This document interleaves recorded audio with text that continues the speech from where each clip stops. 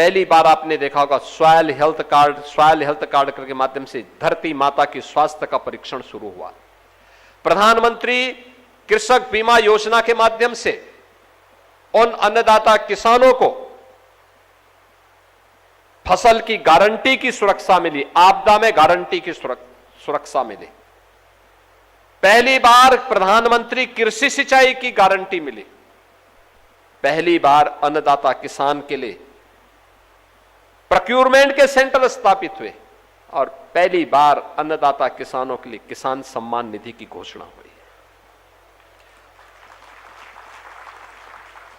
यानी एक एक कड़ी को जोड़ते गए आपको जो फर्टिलाइजर कोऑपरेटिव सोसाइटी में मिलती है, अंतर्राष्ट्रीय बाजार में उस बैग की कीमत होती है 4,000 रुपए। यहां पे यूरिया का दाम आपको मिलता है उसका 1/4 से भी कम में। ये सारी सब्सिडी भारत सरकार भरती है। मोदी जी ने अन्नदाता किसानों के लिए दिया है कि अन्नदाता किसान बदहाल न हो बल्कि समृद्ध हो, इसके लिए प्रयास किया।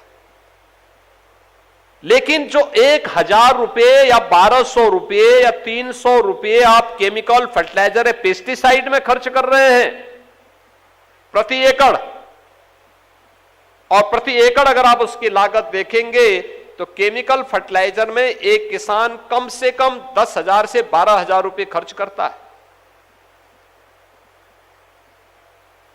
अगर उससे उसका उत्पादन होकर के किसान की मेहनत को नहीं भी जोड़ें तब भी हम उसके साथ जोड़ते हैं तो वह 25,000 या 30,000 रुपए कमाता है और 10 से 12,000 रुपए की लागत आती है, तो उसका कुल साल भर में मुनाफा पड़ जाता है। कुल साल भर की जो लागत आती है वह बामुश्किल 10,000 रुपए भी उसको नहीं मिलती है, यह भी नहीं मिलता।